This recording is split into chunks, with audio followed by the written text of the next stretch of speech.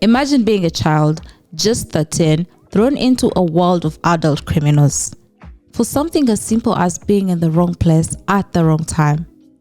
This is a reality for most Nigerian children. 29 children could be facing the death penalty in Nigeria for participating in a protest, in the hunger protest that happened recently in Nigeria. Let's dive in.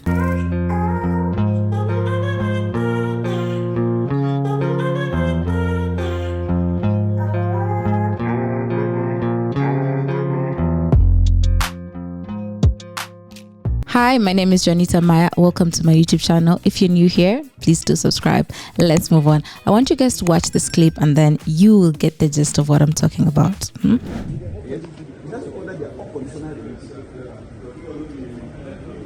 Guys, it's one thing to hear about it. It's another thing to see that for real, Nigeria arraigned children for participating in a hunger protest. Remember the End Bad Governance protest in August? 75 suspects, many of them between the ages of 12 and 18, were charged with 10 counts of terrorism in an attempt to overthrow the government.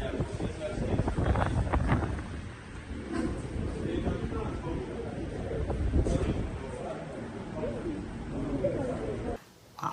They are saying that these children want to overthrow Tinubu's government. How?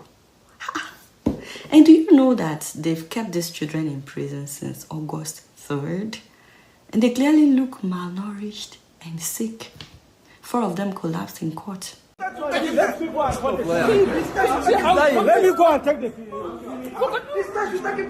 In this particular clip from Adiola, you can see that the kids, by the looks of it, were looking very malnourished.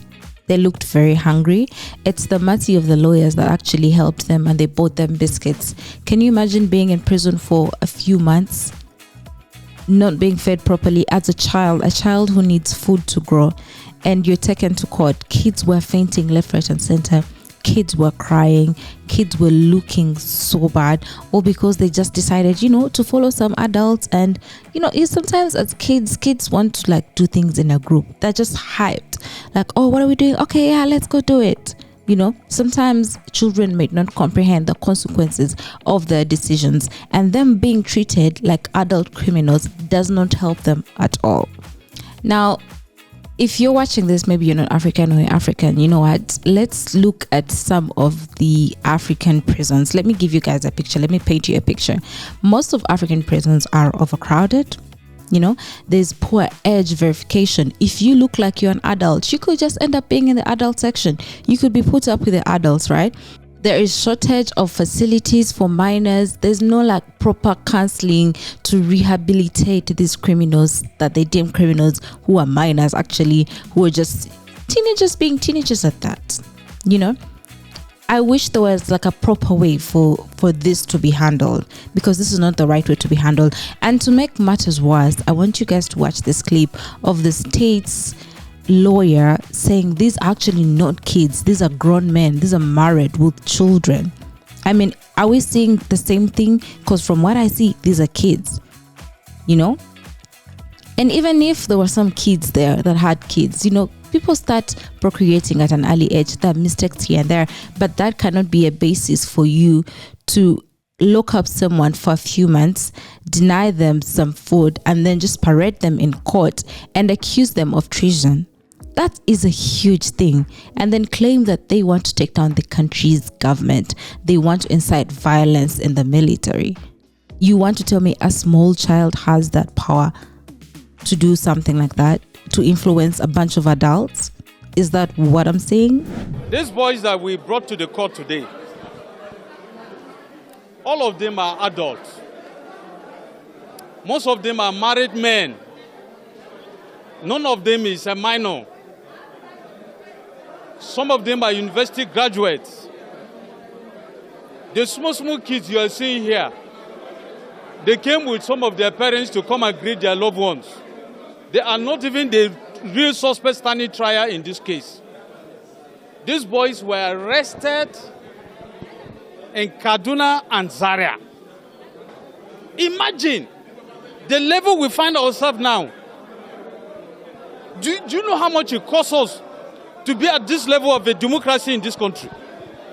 These young boys are trying to destabilize Nigeria using the Russian flags and other countries, calling on the military to remove our president. Is it fair to even remove the state governors that they don't want democracy again? If you don't like democracy, are we forcing you? You go back home and sit. Everybody is enjoying their fundamental rights. Nobody is abusing their rights. Everybody is enjoying free movement, and everything's are moving fine in the country. These boys, only for no reason, they started protests, violent protests with the flags, foreign flags, Russian flags. Haba, is that what we want in this country? Don't mind the Defense Council. They will always say something to tarnish the name of Nigerian police. It's not true. In my own case, we filed charge against 43 defendants. And all of them were produced to the court today. All of them are adults. Forget about what they are telling you, that they are small children, this and that. Ask the Defense Council, do they truly know the suspect they're defending? You've seen that clip of the state lawyer. Can you see the guys who were in the back, the two guys who were in the back, just surprised that this man, this grown man, was calling these minors married men, university graduates? Is that what we're seeing? Are we seeing the same picture? Put up the picture. Is this a picture of university graduates, married men? Or is this a picture of minors who happen to be in the wrong place at the wrong time? Like, help me understand, because sometimes I say maybe some things, I'm not able to see some things, but help me understand how a whole government can decide to charge minors with treason. And here's the catch. They set their bail at 10 million. They set that bail at 10 million, said, hey, for you to get out, you need sureties. There's a thing, I don't know, it's in African prisons where for someone, if they've set bail for you, someone has to stand in for you, like a surety that you'll show up in court the next time. So they set that to make sure, like, it has to be an adult and a civil servant at level 15 at that. Do you think all these kids have access to all these civil servants? Do you think the civil servants are going to agree to be sureties for these kids? Now, mind you, let me convert this for you guys so we can get a picture. 10 million naira is 5,000 USD. Where are the parents of these poor kids going to get that money? 1,000 USD is a whole lot. And you're talking about 5,000 for each head for 29 kids? Like, sometimes I wonder, like, does it make sense to you? Or are you just doing your best to make sure they stay where they are, to make sure they stay in prison, and then you just go about your life? Because that's what it's looking like. Now, let's look at how other countries handle juvenile justice. I'll give Uganda for an example, but then I also want to kind of look at South Africa because it's much better there than it's here. I mean, I wish my country would also get it together and sort things out. With Uganda, there's like a juvenile section and then there's an adult section. So they do take the kids to the juvenile section. From the small town that I grew up in, they would try their best to counsel these kids and try to change their behavior from bad to good, right? That's how they would do it, you know. And they would also make sure that this is actually a juvenile, not just, you know, by looking at the birth certificate. If they can have access to the parent, look at the birth certificate, look at the national ID and see who is this that we're actually taking down. Are they who they say they are? And then move on from that, right? Now, countries like South Africa have strict age verification. You really have to prove you are a certain age to go to the adult prison, and you really have to prove that you are a minor to go to the juvenile section, right? And we can see that many countries invest in rehabilitation of young offenders. So the question comes up, why isn't this possible for Nigeria or these Nigerian children in particular, right? Because prison is just like when you throw someone in prison, you end like there's no hope for them, right?